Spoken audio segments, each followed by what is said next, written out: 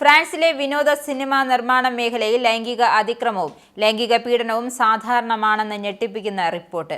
രാജ്യത്തെ മീറ്റു പ്രസ്ഥാനം ശക്തമായി ഉണ്ടായിരുന്നിട്ടും സ്ത്രീകളും കുട്ടികളും ഇപ്പോഴും പതിവായി ലൈംഗിക അതിക്രമങ്ങൾക്ക് ഇരയാകപ്പെടുന്നുണ്ടെന്നും വിനോദ മേഖലയിലെ ലൈംഗിക അതിക്രമങ്ങളെക്കുറിച്ചുള്ള പാർലമെന്ററി കമ്മീഷന്റെ അന്തിമ റിപ്പോർട്ട് കണ്ടെത്തി. TV, സിനിമ മുതൽ തിയേറ്റർ, റേഡിയോ, കോമഡി, പരസ്യം, റോക്ക്, ക്ലാസിക്കൽ സംഗീതം വരെയുള്ള ഫ്രഞ്ച് സംസ്കാരത്തിന്റെയും വിനോദ വ്യവസായത്തിന്റെയും എല്ലാ മേഖലകളിലും ലൈംഗിക അതിക്രമം, പീഡനം, ഭീഷണിപ്പെടുത്തൽ എന്നിവ പ്രാദേശികവും സ്ഥിരവും എന്ന് green MP Sandria റൂസോയും central list നേതാവ് എർവാൻ ബാനൽറ്റും കണ്ടെത്തി.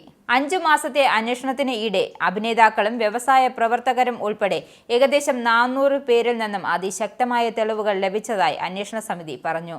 ബലാത്സംഗം, ലൈംഗിക അതിക്രമം, ലൈംഗിക പീഡനം എന്നീ നിരവധി ആക്രമണങ്ങൾ സിനിമാ മേഖലയിൽ നടന്നതായി പ്രവർത്തകർ ആരോപിച്ചു. ഇരകളെ നിശബ്ദരാക്കുന്ന പതിറ്റാണ്ടുകളായി നിലനിൽക്കുന്ന സംസ്കാരം ഫ്രാൻസിൽ കൂടുതൽ വഷളാവുകയാണെന്നും അവർ പറഞ്ഞു.